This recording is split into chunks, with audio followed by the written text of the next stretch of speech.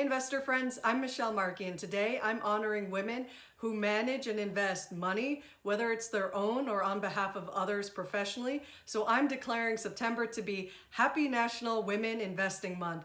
And this idea came to me the other day when I was talking with a friend, and this friend told me how in order to hear about more women's voices and experiences, they would need to type woman at the end of a search result in order to see a woman's perspective. And I put this to the test. So in Google Images, I just put the word investor and it came up with mostly male images and maybe a sprinkling of female identities.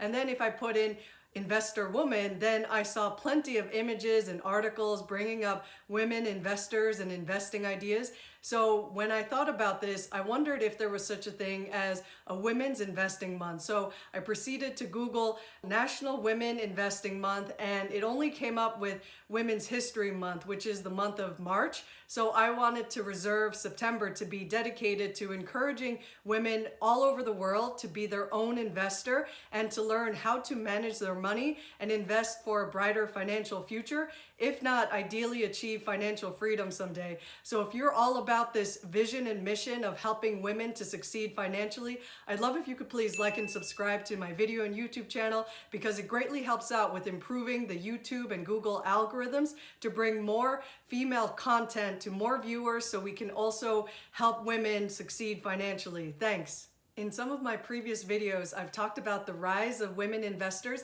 and how there's a tremendous need to close the wage and income gap between women and men so that women can save towards their retirement and achieve financial goals that they dream of. And we need all the support we can get with helping women to learn how to invest so they can not only help support their families, but also have enough of a financial nest egg in order to retire comfortably someday.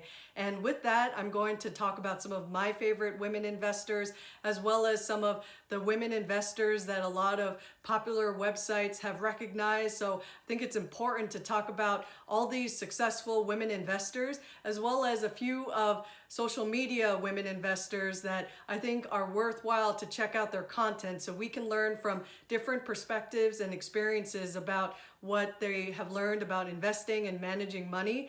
And it's important to also recognize and name some of the women that I found in some of these articles that, even though I can't take the time to recognize all of their accomplishments, I think it's important to put their names and faces out there so we get more recognition as women investors. Even though I've known how to invest since I was a teenager, I felt like for many years I was just plodding along, not really knowing if I was investing in a really good way. And then I was financially transformed and awakened to a better financial future when I came across the way that Sallie Krawcheck talked about how women should own their finances and investing.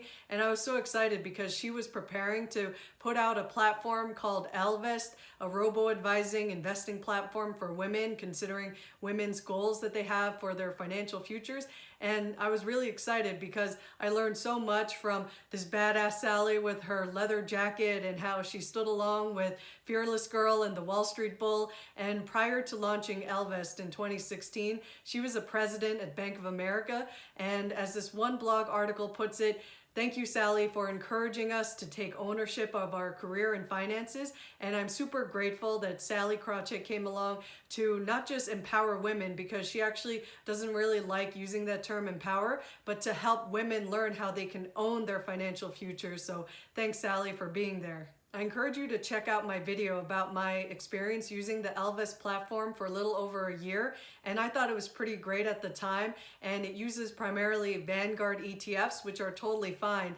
But then I came across in 2017 the Invested podcast hosted by Danielle Town and her father Phil Town, and that totally transformed how I would like to invest for the rest of my life, because I started learning about Warren Buffett and how by investing in a few company stocks I could achieve above average returns. So I could either take my chances settling for average using mostly index funds and ETFs, or I could try my hand at investing by putting a little work into trying to figure out if I can understand companies and if I believe that they can do well into the future. And because I realized that I could invest in my own stocks, that became my new investing mantra ever since 2017, where I'm super grateful and thankful to Danielle and her father for teaching a lot of people through their free podcast and also through their book Invested, which you could check out by visiting Danielle's website, or also on her YouTube channel. You could learn more about Danielle's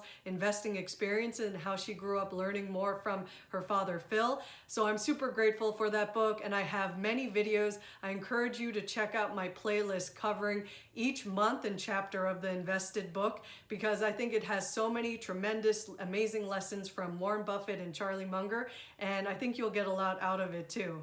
I learned about Laura Rittenhouse on one of the Invested podcast episodes, and then I read her book, Investing Between the Lines, which talks about how to read CEO annual shareholder letters so that we can understand and decipher if they have candor and transparency and honesty and other qualities that make us believe in the CEO or not believe in the CEO, to know if a company is going in the right direction or not qualitatively. And I think that Laura is pretty awesome.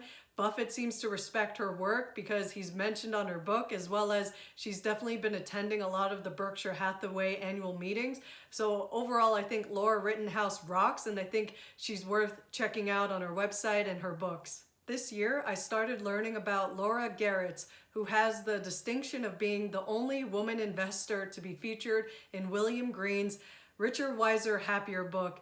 And we can check out Laura in a bunch of articles online, as well as she's the CEO of Rondor Global Advisors, and she's out in Salt Lake City, Utah. So I look forward to learning more about her investing work as well. I'd like to encourage you to check out fellow women investor content creators on social media that include like-minded investor to myself, Signe Lohnholt, as well as you can check out the YouTube videos from Rose Hahn and Lynn Allure, Erica Kohlberg, Elena Tabor, and this TED Talk from Anna Sophie Hartvigsen. And I hope you enjoy and get to apply the lessons that they learn to your own investing practice. And now on to a few massive lists of professional women investors that articles like Forbes and Investopedia have recognized.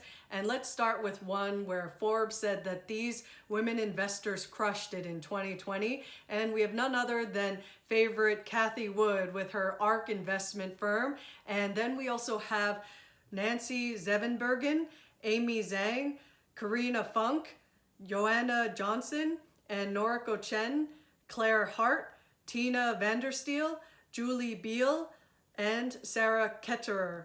And Cathie Wood, who is the founder, CEO, and CIO of ARK Invest, has risen to a lot of social media fame because her ARK Innovation ETF is invested in a lot of disruptive innovation companies, and this ETF has net assets of around $22 billion, so it's very popular. And she's also known for having conversations on Twitter with folks like CEO of Tesla, Elon Musk, and they're talking about whether the Buffett indicator is still relevant and has validity. And speaking of the Buffett indicator, if it's true that it still has some relevance, then the US total market cap is roughly 2.5 times as expensive as the US GDP, which in Buffett terms might be a little bit way more than just overpriced, and we might be entering into some uncharted territory in that maybe US equities have never been as expensive as they are now. Next, I'd like to share Investopedia's 10 top women investors list of women who pioneered in the fields of mutual funds and private equity, and they include, reading from the left column to right column, Geraldine Weiss, Abby Joseph Cohen, Abigail Johnson, Deborah Farrington, Suzanne Shank, Muriel Siebert, Melanie Hobson, Lubna Olayan, Sonal Desai, and Dawn Fitzpatrick, and I'm grateful that these women have trailblazed. I enjoyed coming across the Money Manual's Top Women in Investing article, and they talked about the investing gap, but when women finally do invest, they're actually better investors than men, and they include a few names I talked about before, in addition to some new ones I'm happy to have learned about that include Mabel Nunez, Cathie Wood, Sallie Krawcheck, Pocket Sun, Janice Torres Rodriguez, Arlen Hamilton, Amanda Holden, Monique Halm, Julie Alma Taveras, and Ariane Simone, and I'll be rooting for these women to keep succeeding. on another Forbes list, but this one a Midas list that involves the best deal makers in life science and high-tech venture capital. It includes the likes of Mary Meeker, Kathy Zhu, Jenny Lee, Nisa Lung, Anne Miura Ko, Beth Seidenberg, Teresia Gao, Rebecca Lin, Eileen Lee, Sonali DeRicker, Anna Fang, Kirsten Green, and many more that I didn't even get to mention yet. Finally, I'd like to include a quick excerpt from this Signal NFX website with the 645 top female investors that it has on its list. And although this snippet only shows some Susans and a couple of Sydneys and a few more names, there are way more women to maybe check out and see if they're rising and accumulating more assets under management. While a lot of women investors may not get enough airtime, this is one way that we're starting to change the conversation by encouraging more women to invest and also to join together in being part of more investing organizations or maybe clubs and podcasts and joining events like going to the Berkshire Hathaway annual meeting. And with that, if you enjoyed this video or learned something, please like and subscribe. And I wish you well on your journey to being the best investor you can be. Till next time.